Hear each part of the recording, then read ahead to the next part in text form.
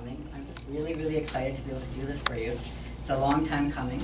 A lot of you had asked me several times, could you tell me a little bit more about meditation or what we can do to decrease our stress?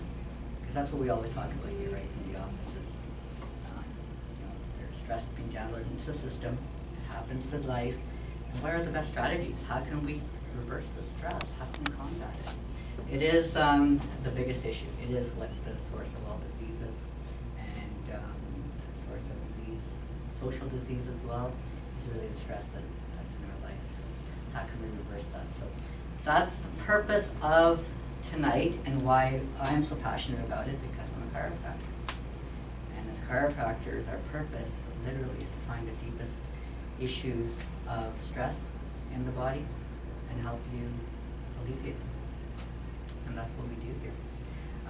And so at the end of tonight, I hope you can get a bit more understanding of what it is that we're dealing with.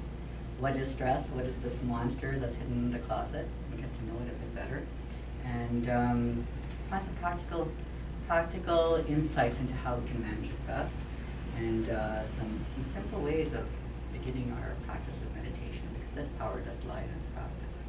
And the more you do it, the easier it becomes. So with that, we will begin. And let's start by talking about what is stress.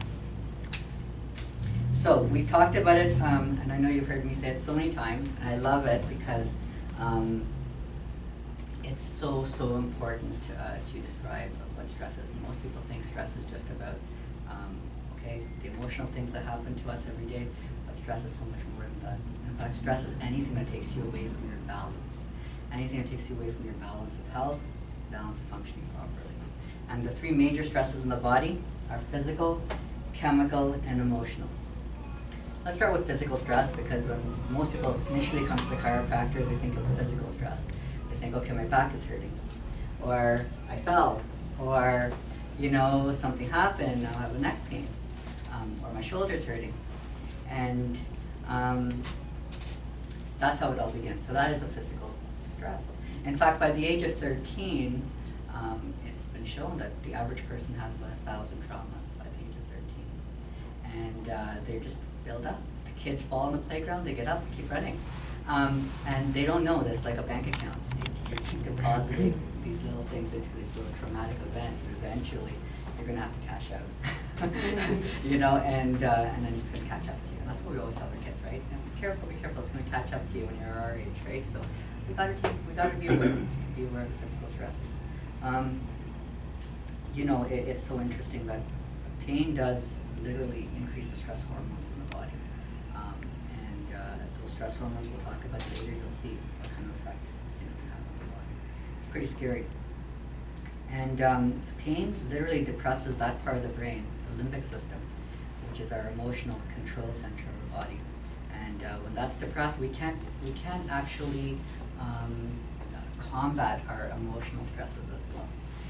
We can't process them as well, because that part of our brain is a bit more depressed. It's not working properly. And that's scary. And that's why chronic pain causes depression. Antidepressants are the #1 drug that are prescribed in medicine today.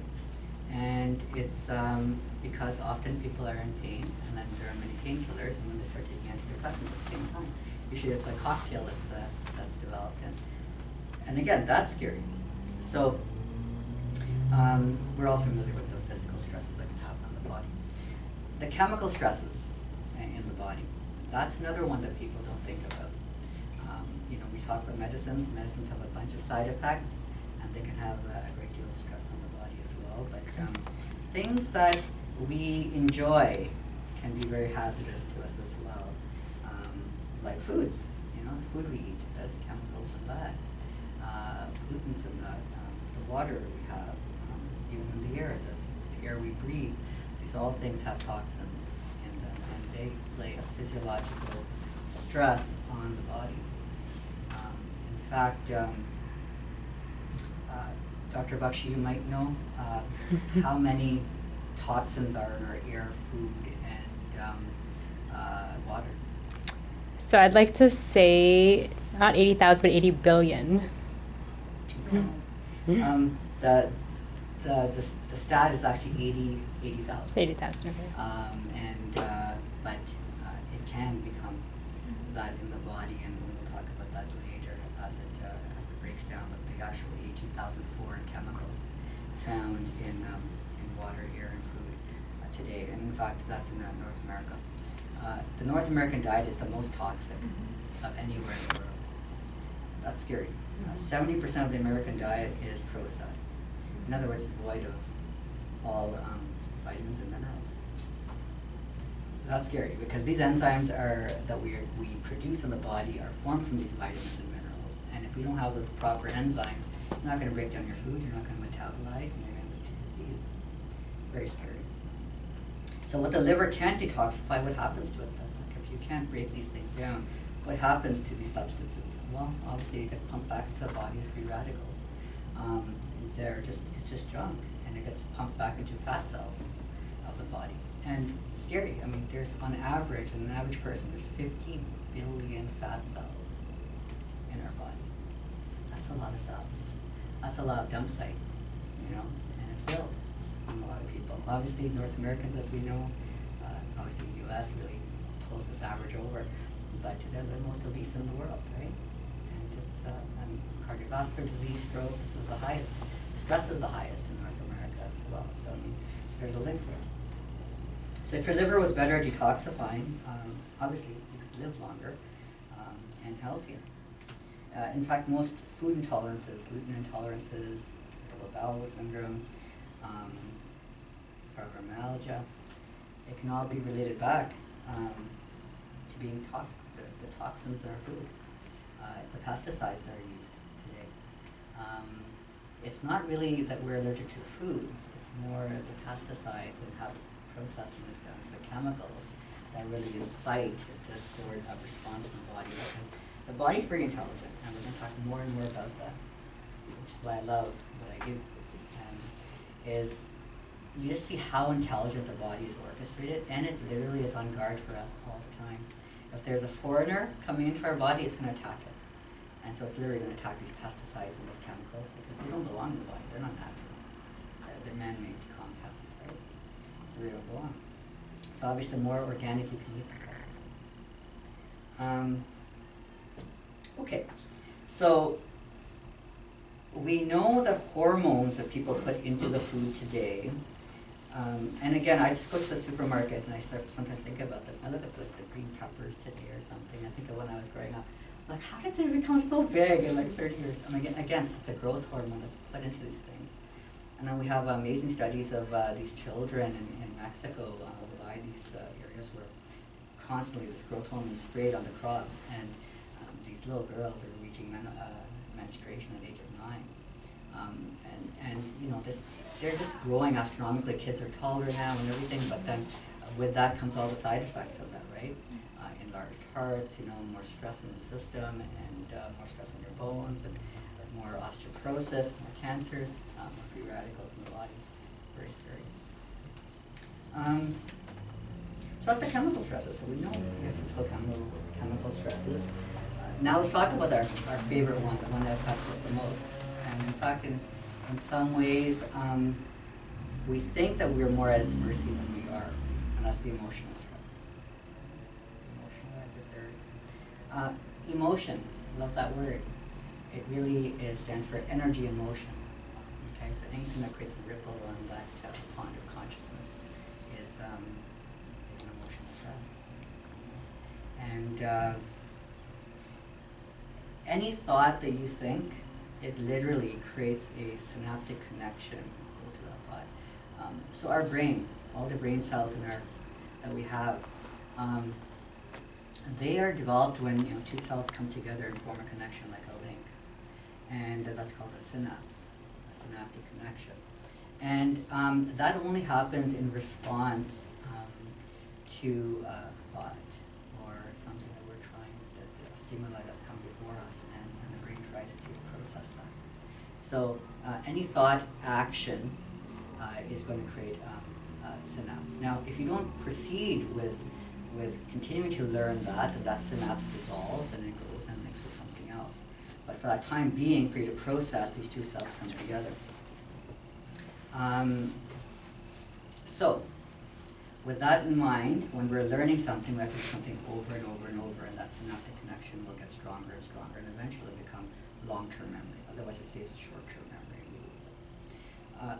How many times do you have to do a certain event, or learn a certain thing, or think the same thing over and over until it becomes a permanent, automatic thought process and a stable connection? Well, it takes about 270 times of doing something over and over, and then you're going to have that as a learned instinct, a learned thought, and it's going to have an immediate automatic response in the body. And it seems like a lot, but we have 10,000 thoughts in one day. So anybody who you know, and I'm sure you guys know some people, that are constantly negative, or that constantly think about their pain. We have some of those people in the office. We don't want to name them, but you know, it's so easy. It's so easy for that to happen. But if you continue saying, you know, oh man, I'm always in pain, or I'm never going to get better, or some sort of self-defeatist thing, or my life is terrible, or I don't have enough money, or whatever it is. We talk about self-fulfilling prophecies, you know. Well, this is why, because you say that enough, and before you know it, you've hit 270. You don't even know how quickly that can happen. And it's learned. You believe it inside. Now it's in your subconscious memory, and it's stored. And you're not even aware of it, because your subconscious memory accounts for 96% of your consciousness. Only 4% is part of waking consciousness. It's stored. That's why people say, oh, I didn't even know, you know, I was stressed about something, or I was holding something back, or that, you know, there was an issue with somebody I had a long time ago. I didn't even know it's still bothering me. It's part of your subconscious, it's part of your memory. And every memory has its own, every cell has its own cellular memory. It's crazy, it's all encoded into our being. So, scary stuff, you know. And we'll talk a little bit more about that shortly. To unlearn a pathway takes 450 times of doing something over and over. So if you have a habit or a habitual thought, and now saying, okay, you know, I came to a seminar, I got to stop thinking this. Well, I'll have to think that over at a good thought 450 times, and then you can try and transmute that bad one. Okay, so but it can happen. It's really easy. So instead of one day, take 2 days, and you're good to go. All right. Let's talk about the effects of stress. Really, so we have the physical, chemical, and emotional. These are really scary things. Whenever I think about all that stress does, it's amazing that people even get better, and people even, that we're even sitting here and appear modestly healthy. Anytime you get stressed, 50 different hormones are released into the body. Again, it's scary, because when you think of what each of these hormones is doing in the body, I mean, it's crazy. It's quite global in what it does. The adrenal glands literally go in overdrive. Adrenaline, cortisol is released. These steroids are obviously harmful to the body with prolonged activation, including creating osteoporosis, weakening of liver, weakening of heart. It affects your sleep, again, creating the heart disease, creates irritable bowel syndrome, you know, and it hinders your ability to lose weight. You know, often people are obese in North America, and their stress level is so high, and then they're impaired as well in terms of how well they can lose that weight, and it's just a vicious cycle, right, that happens. The liver metabolism decreases, we can't detoxify our body, as we talked about, and toxicity, in fact, is really linked to the cancers that we see today, you know, we didn't have before. Cancers, chronic diseases that we talk about today that, again, people didn't have before. It's just this whole toxic buildup that's happened, and it creates inflammation in different sites in the body. And inflammation is the precursor to all disease. Cancer will only begin at a site of inflammation. If there's no inflammation at that site, no stickiness in that area, it's not going to begin. So that's the seed. So you want to decrease your inflammation in your body. And that's why inflammatory diseases are up so much right now. Again, movement illnesses, fibromyalgia, you know, these things, rheumatoid arthritis, they're all much more prevalent now, again, because of toxicity. Good cholesterol certainly starts decreasing. And then, of course, heart disease, liver disease. good cholesterol combats the bad cholesterol, which clogs up your arteries. Insulin resistance begins. Okay, that leads to type 2 diabetes, which is so common today. You start decreasing magnesium, creates more muscle imbalances, more cramping in certain muscle groups, and more tightness in certain areas that you just can't shake. It increases blood sugar levels, that causes even more inflammation in the tissues. Insulin growth factors then begin. The body says, okay, I don't have enough insulin, there's too much blood sugar, let me put more insulin into production, and then that starts creating osteoporosis as well. So, not good.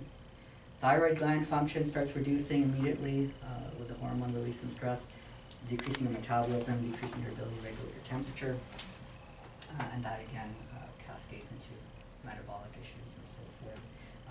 Your genetic material, the mRNA and DNA, which is responsible for regeneration of the cells, that actually decreases in daily stuff. And then inflammation goes up. Why does all this happen? Well, it's simple. So when you have any stress, physical, chemical, or emotional, the body goes into what we call a fight and flight response. So that's your sympathetic nervous system. So our autonomic nervous system, the automatic part of our body that's programmed to function as part of the brain, because you don't want to think of, okay, I need to increase my temperature, I need to digest my food. It needs to be automatic, right?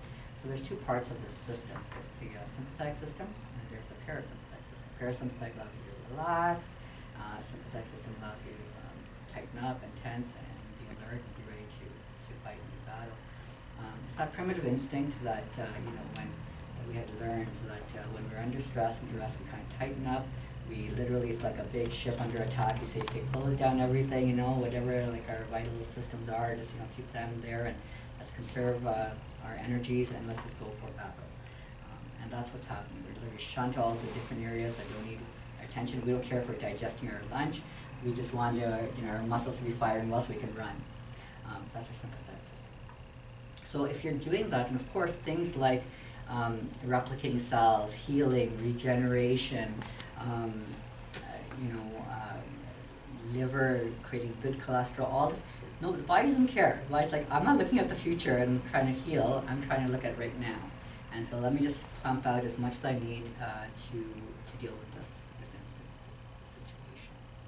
And then when we talk about emotional responses to stress and how we combat this, we'll be relating this back to this point, because how we deal with the situation, that question, is actually quite simple, because it's the situation doesn't create the stress. It's a perception of that creates the stress, and that's the secret.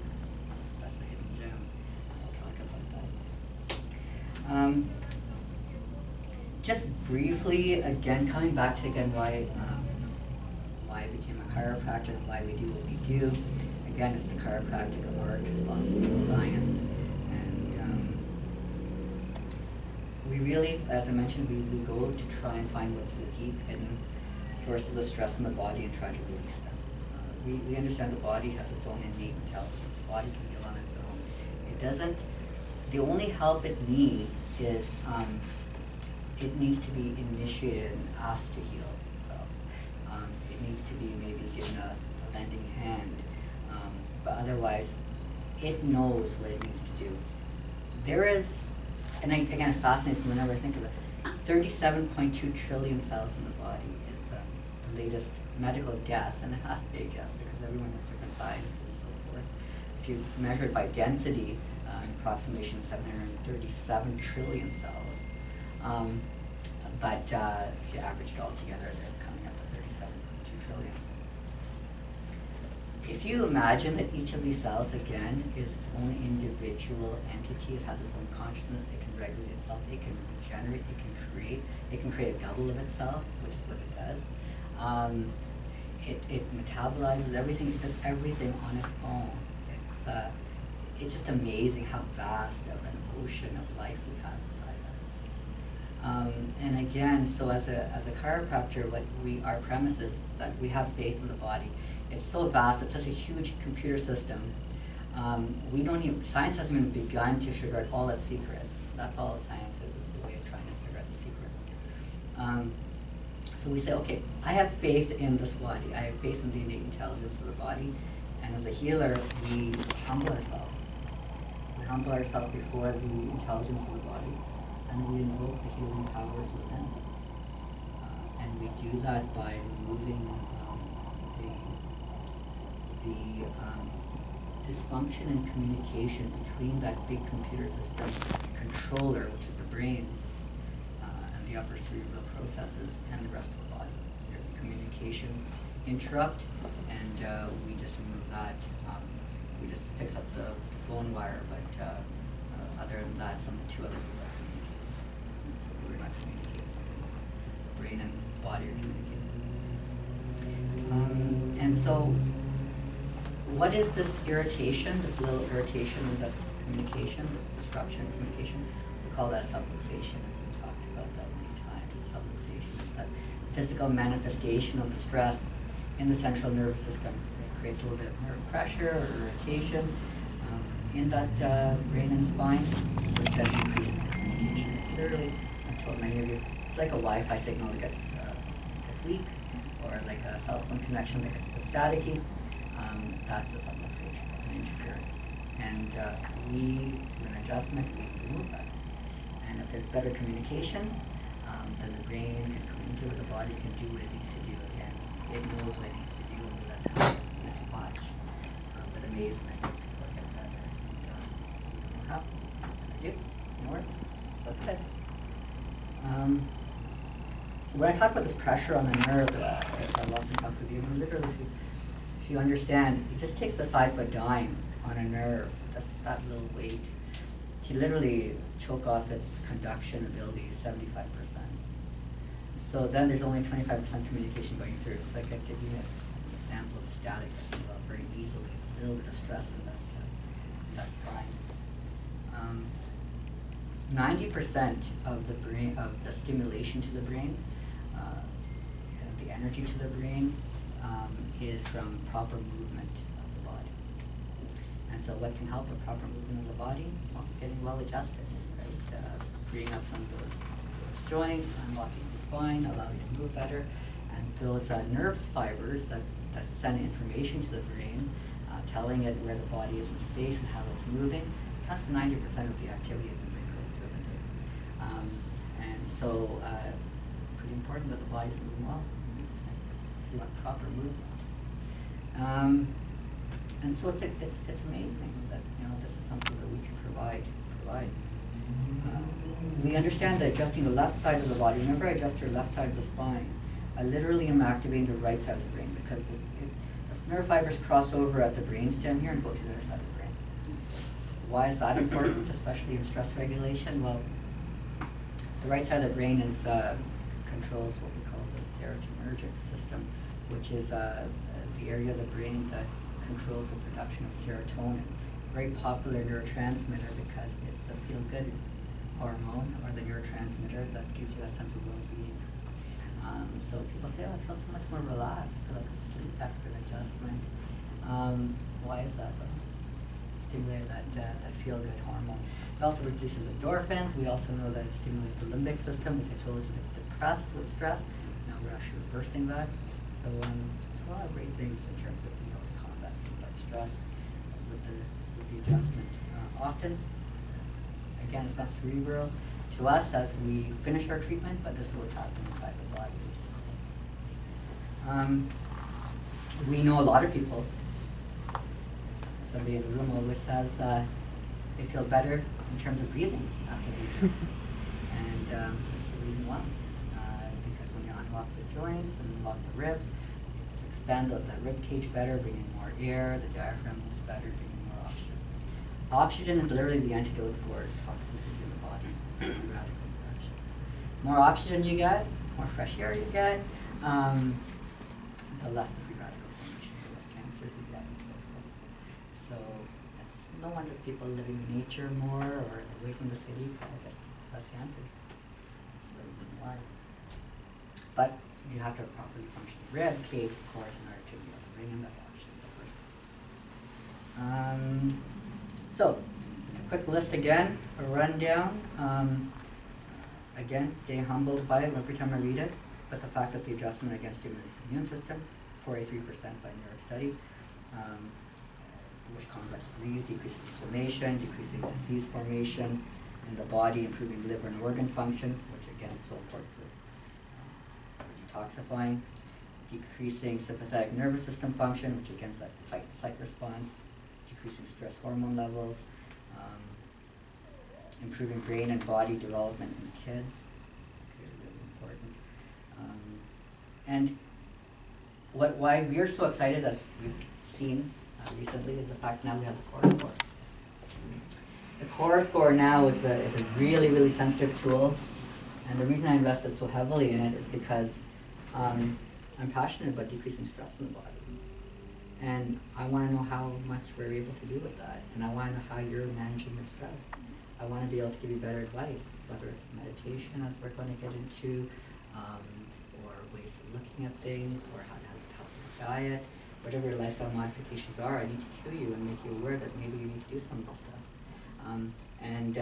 I don't want to just make it up. I want to actually see, okay, how much stress is the body in. So with the core score now, we can measure the efficiency of the central nervous system, the efficiency of the brain and spine, find out how much stress has been downloaded in there, how much of it is staying chronic, how much are we able to offload through the adjustments, so the reasoning I explained, and how much is not being downloaded. So that means you're bringing in much more junk than we're able to remove. So we're like the housekeepers of the body, the little janitors who come in and clean up, but if you keep having a party in the house every day, you're going to keep us busy, but you're not going to feel healthier. So we want to make sure that we get you this awareness so you start doing things. You guys live your life. You know what your life stresses are. Again, physical, chemical, emotional, electrical. And so you take responsibility. Start changing some of that stuff. Look at some of the stuff, and just helps bring it to cognition. Helps you aware of it, and then you can start dealing with that stuff, and we can see better results in the office. And we can track it. So our first number is going to really be able to see from 0 to 100 how well the nervous system's working. We'll also be able to measure how much reserves you have to fight your everyday stresses. Are they low? Are they high? And then we can track it. The second subsequent test will be, is there a change? Will we be able to make a change just with a little bit of lifestyle modification that you started with and with our adjustments? Is it not changing? That's going to be scary. But if it's changing good, then we can have a third test, which is going to map your trends. Is it staying stable? Is it going up and down? And then after we'll continue monitoring the trends. We just want to be here to monitor and manage. I always like using the analogy that we're like financial advisors. Here we're health advisors. So we'll just see, what your investment is bringing you, what's your return on investment, and that's up to you how you want to invest in that, financially, emotionally, and cognitively, however you want to do it. And we'll just keep letting you know where you stand, and you keep letting us know how we can serve you. So yeah, really excited about the core start. That's going to really help with this whole stress issue. So it's great timing with the product. Okay, let's now go into, now that we understand what we're dealing with, the skeleton in the closet, in terms of stress and what makes up, what's made up of physical, chemical, emotional. We understand what we're doing from our side, but again, what can you do simply to help decrease the stresses?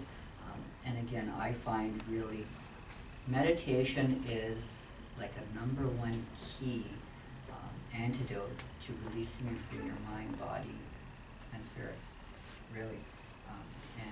There's amazing science behind it right now. It's so easy to do, believe it or not, and we'll talk about that.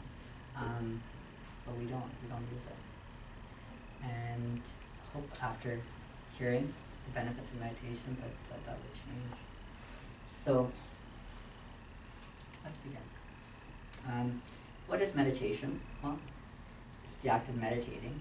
And meditating, ideally, there's many ways of defining it, but really what the goal of meditation is to really become one with that object of concentration.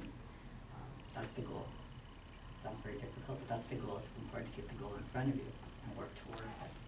You're settling those ripples on that ocean of consciousness as we described. so you can actually reflect your true self more. What is a true self? Well, that's that pure consciousness within. That's the observer. That's the one that's residing in this temple. Look at what you have. This fascinating 37 trillion cells, like building bricks put together to house this consciousness within. And that in its truest form, that self, is pure love, pure ever new joy, peace, ever existent consciousness. That's truly what we are in spirit. And the cleaner we can make that mirror, the better we'll reflect it.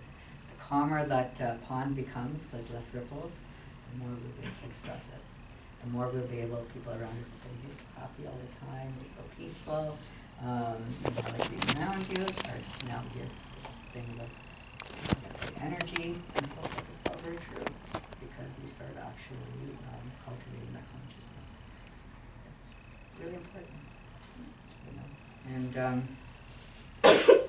in quantum physics, really, I mean, when we get to that state of pure awareness where you are totally present, you're undifferentiated from anything else, you're beyond space and time, that's pure consciousness. That's the field of pure potentiality. Anything and everything is possible. Everything's contained within that moment. It's known in quantum physics as the unified field of energy. It's the one, right, from which everything emanates. And this is what we talk about sometimes in our healing in the office, is trying to bring yourself to that field, use that field to create your health. We'll talk about that a little more in the meditation. Now, again, address the issue, the big elephant in the room, which is I can't meditate. I think too much. My thoughts keep running away. You know, my mind's unsettled, and you know, I don't think I could do it. I don't think it's for me. Well, I'll give you a really good.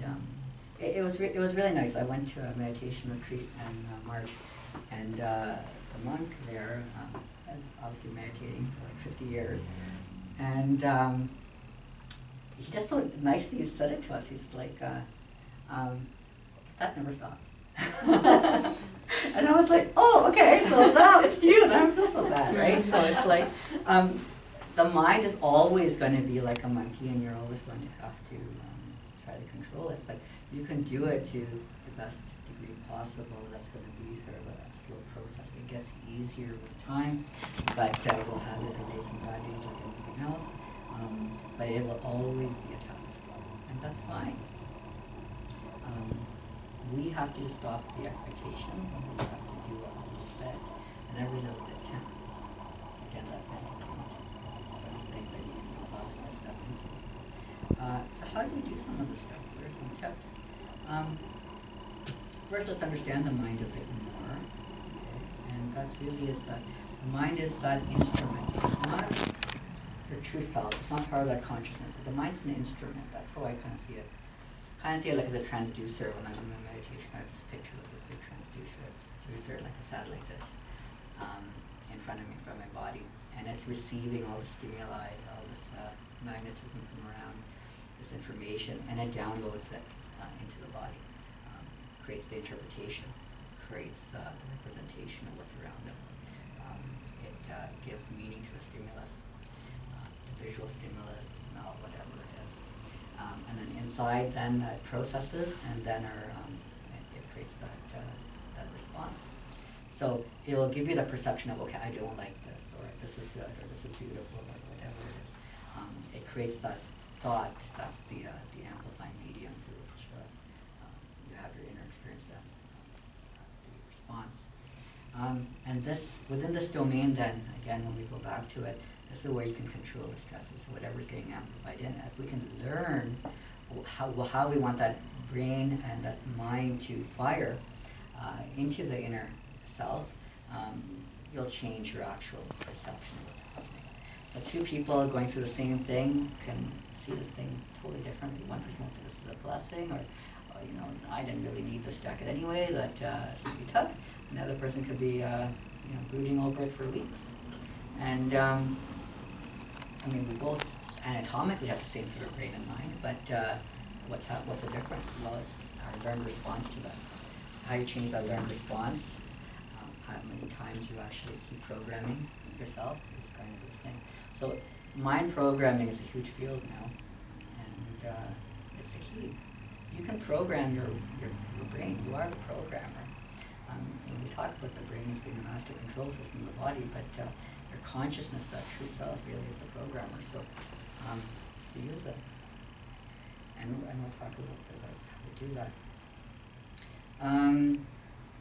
So again, coming back to some of the things that we have to deal with when we talk about 96% of our consciousness being subconscious domain.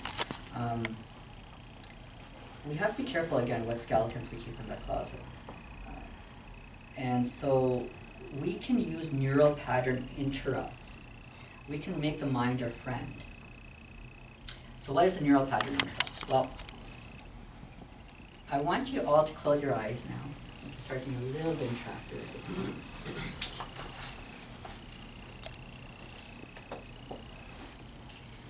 And I want you to just think of something or someone that makes you really happy.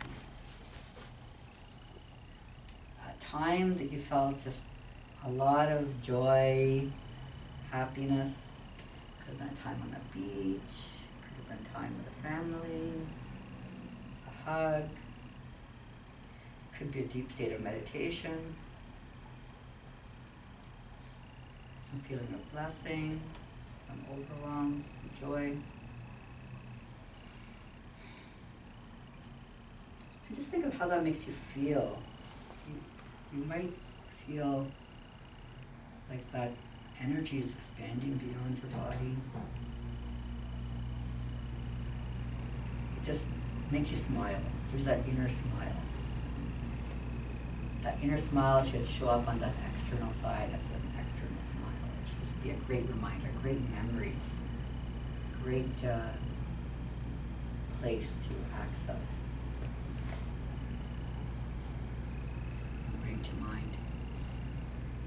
So now keeping that feeling that this is giving you at the moment in your heart and mind, you can now start thinking about the opposite.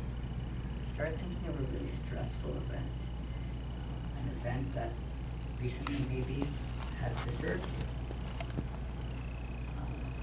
Think of going back in the moment when it started happening, when the circumstance, the person began upsetting you, how that initially started making you feel uncomfortable, uneasy.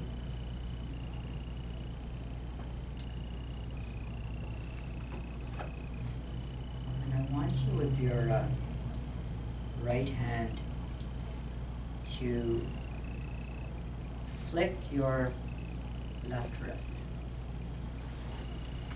And as soon as you do that, I want you to go back to your happy place. Go back to that happy memory. Go back to feeling how that made you feel. Go back to that inner smile, creating the outer smile.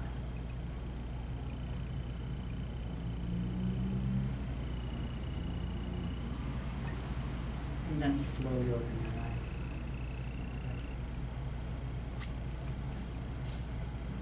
Pattern interrupt is when you interrupt that pattern, that stream of thought. So you had that stream of thought coming in, or you could be currently in the physical situation. Somebody beginning to get you upset, somebody beginning to yell at you or so forth. Just flick your wrist and use that as your impulse to go back to your happy place.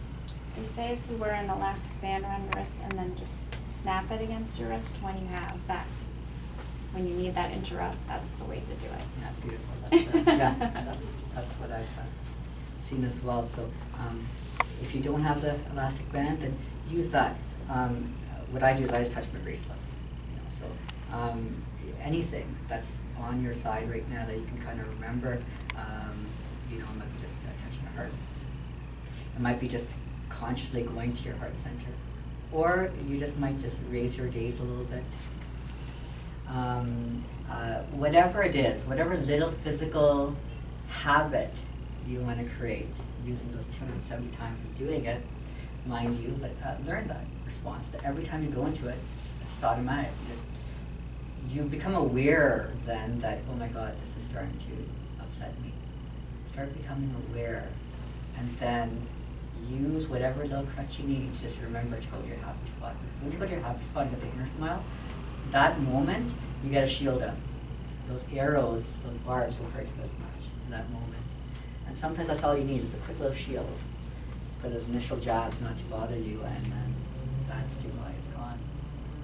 We'll talk about that a little bit more as we go on. But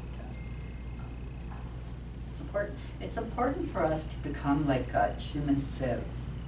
And I love that analogy too, that sometimes, even what I'll do is, after you do the pattern interrupt, or even in place of it, is just, especially if it's a thought, you're not in the physical realm, then you just close your eyes and just become that sieve.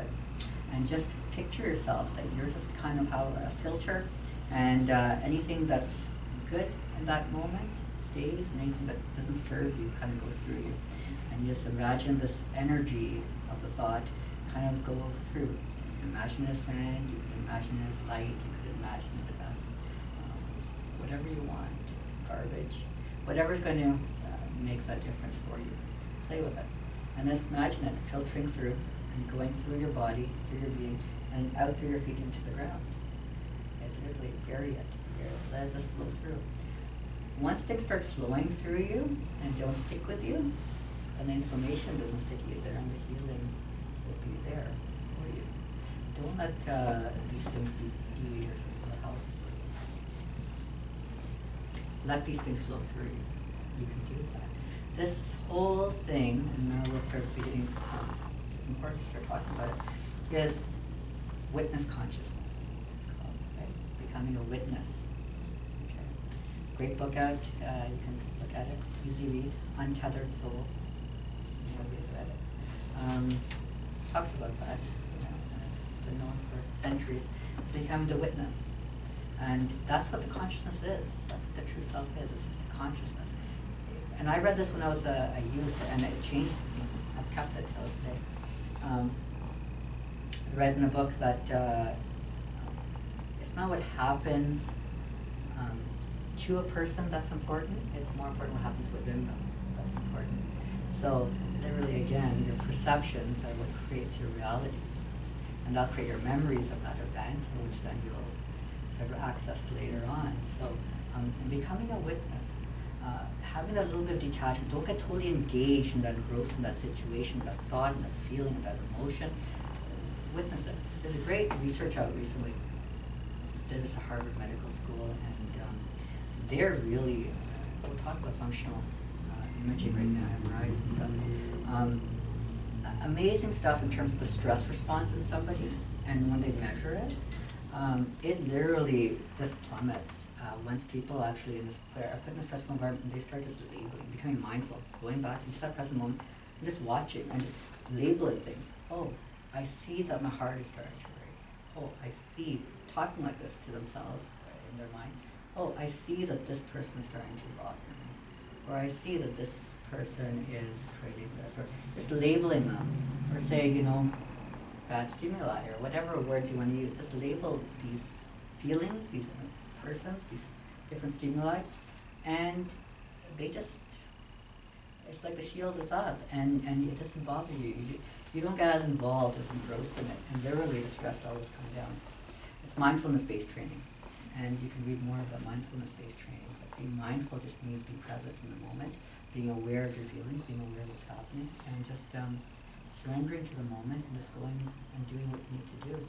So Eckhart Tolle talks about surrendering in the moment, not being a passive thing, and in the Power of Now he talks about being present. So as somebody who walks through a forest and falls into a swamp, all of a sudden they're all dirty, they have mud all over them. Somebody will be like, oh dear, am I, like I'm done for, and my gums are dirty now, what am I going to do? Why did this happen to me? And so blah, blah, blah. Whatever, so okay, I got mud, and I just have to now turn around, grab this tree, and pull myself up. It just flows. You just flow with it, and it just is, and you just do it. And you don't let it stick to you. You don't get engrossed in that. You just do what you need to do and move forward. So that's pretty cool. Pretty cool. You know what? Introspection is really important. Nobody does it. It's a big word.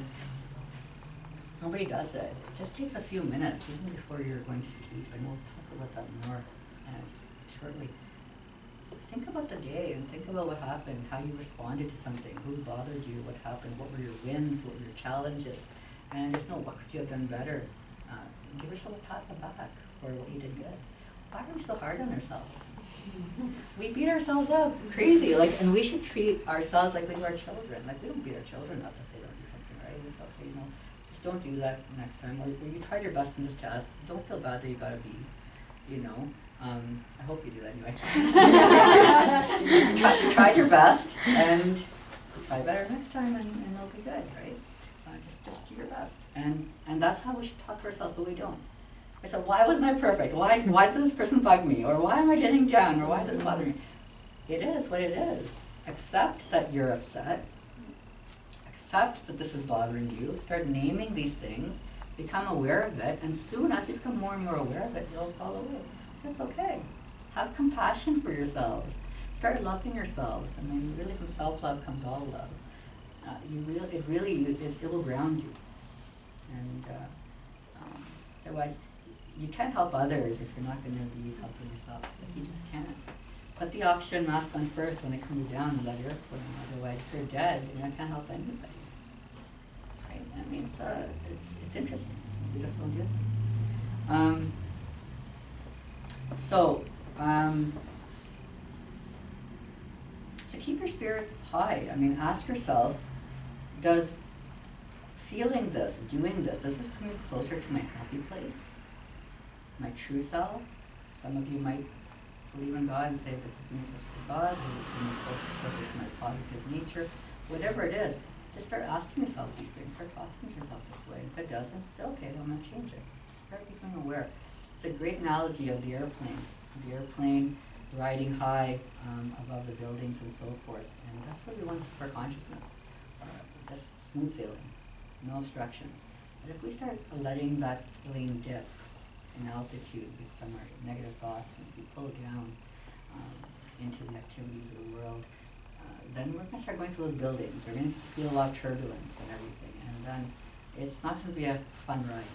Make life fun. Just talk to yourself, bring it up, and then let yourself be smooth sailing. You can actually do that. You are the pilot of your own life, your destiny. So, and the more you do it, it will become easier. Let's go into the science of meditation, and then we can actually workshop a little bit of it.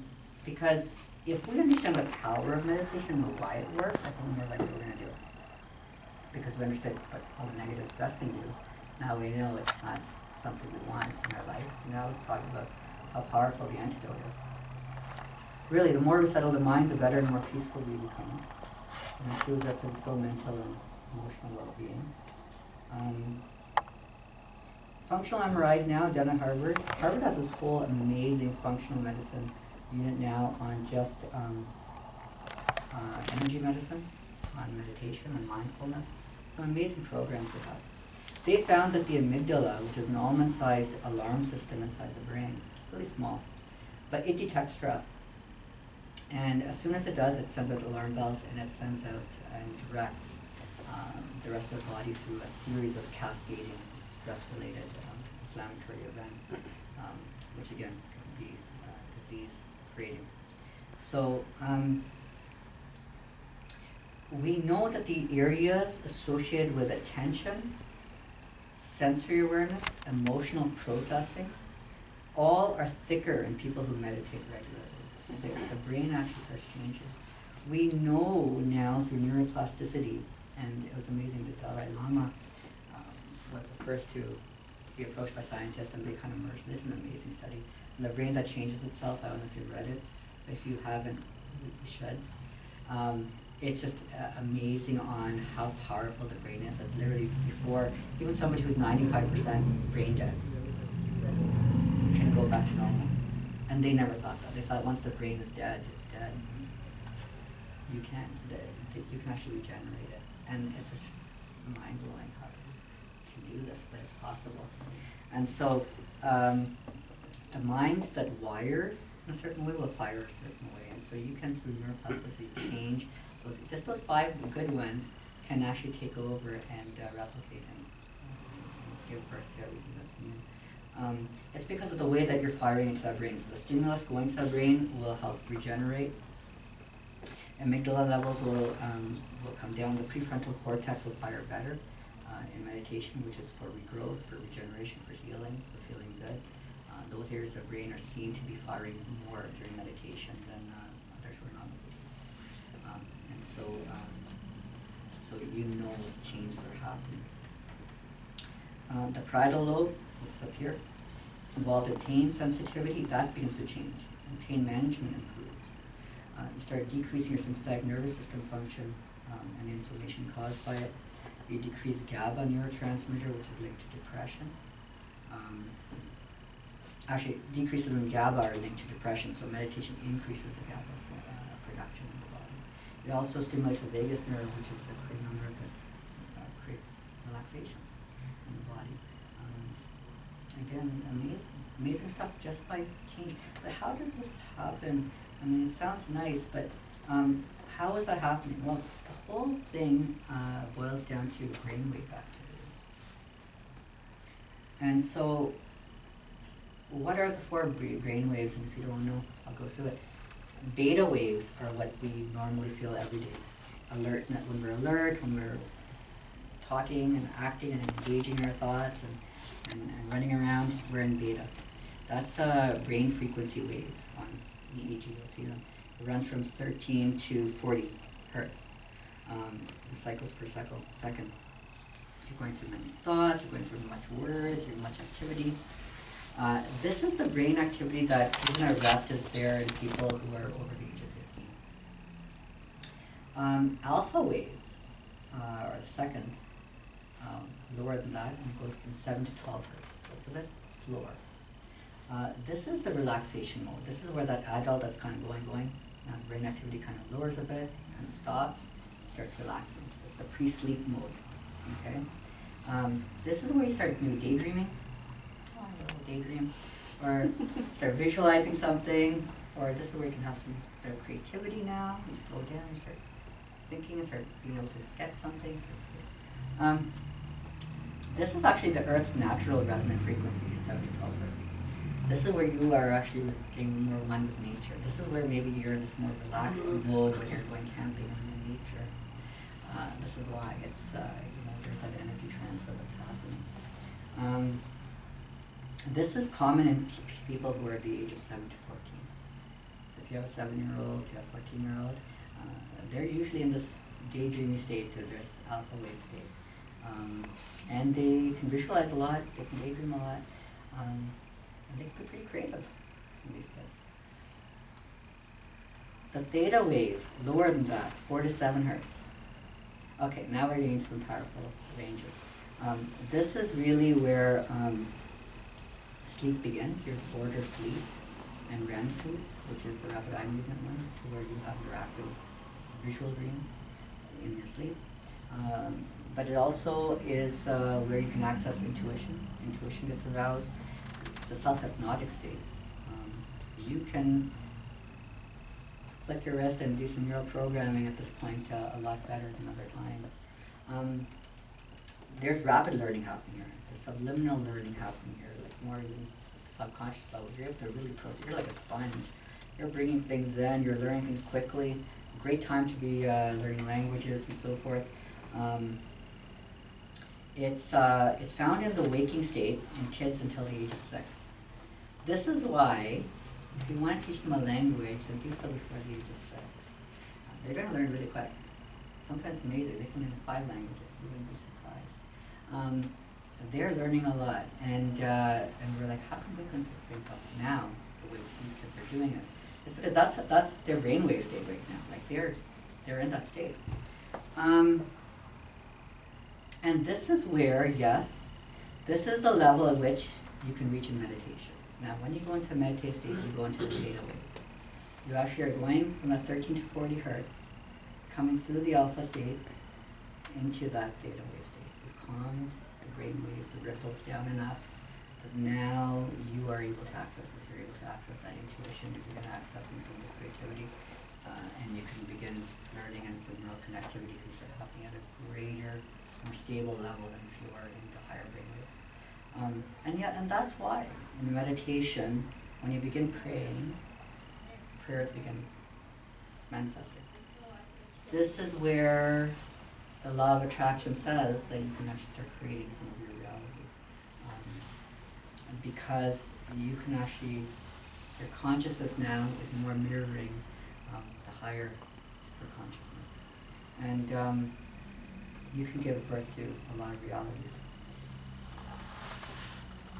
Now, that's where it begins, but if you go even deeper than that, in deep meditation, so you have meditation, and you have deep meditation, and I don't know, some of you may have gone through some deep meditation states where it's, even if it's for a few seconds, you kind of lose your body for a moment, or you feel like, you know, there's no difference between you and this light, this consciousness, whatever it is, a little deeper state. That's the delta wave state. That's the 0.5 to 4 hertz. It's really low, shallow. Again, so it's that whole imagery of the ripples of the pond, right? It's really getting shallow. It's really nice. This is found in deep sleep. This is where you, when you're asleep, you have no clue what's happening. You're gone, right? And this is really, really powerful where the healing happens. This is where growth hormone is released, human growth hormone. This is where you tell your kids you need to sleep longer, grow more. This is where the healing and the regeneration is happening. And so if you're not getting good sleep and you're in chronic pain, which often tends to happen together, you're a terrible sleeper, you're not going to heal. A lot of our patients come in and they're bad sleepers. The reason we ask how you sleep and why you sleep the way you do is this is the reason why. You're not healed. You need sleep. And how can you get to that sleep? Well, start meditating, bring those brain waves down, start activating and going into those areas where the body can start being programmed. Okay, I can learn to be like this, and then you'll start being able to get into that much easier and go into your sleep state. This is the seat from where intuition arises. This is where a wellspring of information flows to your consciousness for clearing empowerment. It's the fountainhead of genius, truly found. Isaac Newton used to meditate constantly. This is where he got a lot of his genius from. In fact, it said that he held 2 books in his hand as he meditated, and if one fell as he started getting a bit more drowsy, the book would fall, and then he would wake up again and he would go back to meditate. And so Albert Einstein was a great meditator. And, he would always be talking about higher levels of consciousness, about the divine, energy, about gratitude. He would say thank you 100 times a day, he said. And that was, he said, his secret to his success, because the more he gave thanks, the more he received. It's so beautiful. It's amazing. This is where another type of healing happens, emotional healing. Why does emotional healing happen here is because this is where you start accessing, again, when you're in stress mode, everything gets compartmentalized. You don't use your whole brain. When you're really stressed, you might say, oh, I can't find my keys now, I can't do this. Like, literally, everything gets really segmentalized. Like, again, you're conserving energy, you're just in the fight and flight response. When you go into more relaxed states of meditation, you start accessing all your domains, everything gets unified, and things get clearer. You start seeing things, you can get more creativity, things start coming to you. You start remembering things you didn't remember a long time, your memory improves, including deep-seated memories from the subconscious come to the surface that maybe were buried before. And you're like, oh, I remember this event, and then you can process it. It needs to get processed, it needs to get divvied up and put into its right spot. Cleaning needs to be done. You found something under the rug, some dirt or dust, you need to remove it, and you can start processing. And then once emotional healing can happen like that, I think of it more as the thawing. Once those things, emotions can thaw, they come before you, then you can embrace them and release them. And then you'll be amazed. Your physical health will go up as well. It's amazing. I still remember in university going, I did my best on my exams when I had at least a good half-hour meditation before, and I can still remember it becoming almost like one of this candle flame, that I would use, and then I just went in. I was never stressed. I walked in, was able to do it. When I didn't do it, then I did terrible.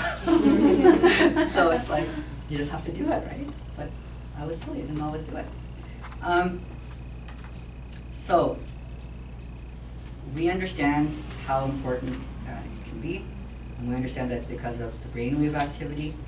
So, how do we do this thing of meditation? And let's begin talking about that, and allowing you to access this part of your health and well-being. Simple preparation things that we can do, ideally between the hours of 6 a.m. to 10 a.m. or 10 p.m. and 12 p.m. at night would be the ideal times. Now, if you can't do it ideal, that's fine, no problem. But the reason is, again, that's with circadian rhythms the way they are, that's when your cortisol level is going to be at its best, that's when healing happens at its best, that's when your alertness is going to be at its most, and you'll be able to get the benefits. Ideally, meditating in the same place all the time is really beneficial. Now that we understand it's all about selective magnetism, about the brain waves, everything, this is why protecting the energies is important. Draping a woolen blanket or silk cloth over your seat of meditation, including running it under your feet, will protect against some of those earth currents. You can also improve the aura, have like maybe an essential oil diffuser going, incense, some light music, whatever's going to make you relax. Because if you're already at 13 to 40, if you're already at 40, and you expect in 5 minutes you're going to come down to 4, it's going to be hard. You might want to bring that altitude down a bit before you come for that landing. So whatever's going to relax you first. Think of some happy thoughts, sing, have some nice aromas in the room, make it really quiet, make it dark, having maybe some eye shades. Anything you can do to quiet yourself, get yourself relaxed. Maybe taking a warm bath before would be good. Exercising a little bit before you meditate is great. Way of relaxing. This is why yoga was invented. When we think of yoga, we always think of the physical yoga, the postures. But they weren't made for the exercise component. They were made to relax the body into a place where they could sit for long periods of meditation. Yoga means union, and uniting your lower self with the higher self, the higher dimension. So anything you can do to relax, and again, a few yoga poses would be wonderful. And I know we've always talked about those. Make sure you're doing it on an empty stomach, ideally. Okay, because if your blood flow is going to your stomach to digest food, especially if it's a heavy meal, the blood's not going to go to the brain. You're going to get drowsy. And the other problem then with meditation that people complain about is I feel sleepy in meditation, and I kind of just drift off to sleep, and I don't really get any of those known benefits of meditation where I feel peace or everything, because before I know it, I'm out and conked out. And so this is one of the ways of preventing that. Remove the expectations when you go into the meditation. Like, don't feel like I need to really feel a lot of peace after this, or I need to feel like or I need to see visions or anything, or I need to or have some creation. Just do it for the sake of knowing that it's something healthy. It's like part of your hygiene. If you just make it as part of your routine, the way you do like brushing your teeth, washing your face, taking a shower, whatever it is, as part of your morning routine or bedtime routine, even if it's 5 minutes to start, which is all I would recommend in the beginning, do that and just create the habit. Again, just the neural training, right, that we talked about, and you can move with it. It really is about consistency with meditation. Assume the proper posture with a smile. Always important. It's amazing. Every time you smile, you relax your shoulders. Every time you smile, your muscles relax. Your endorphins are released. That's why laughing yoga is so popular right now as well. It just releases all this feel-good hormone. Some of you here are better than others at that. But it's so great when you can do that. When you have that power, then absolutely use it. So, let's begin. We will go through 3 steps. I'm just going to show you something really simple.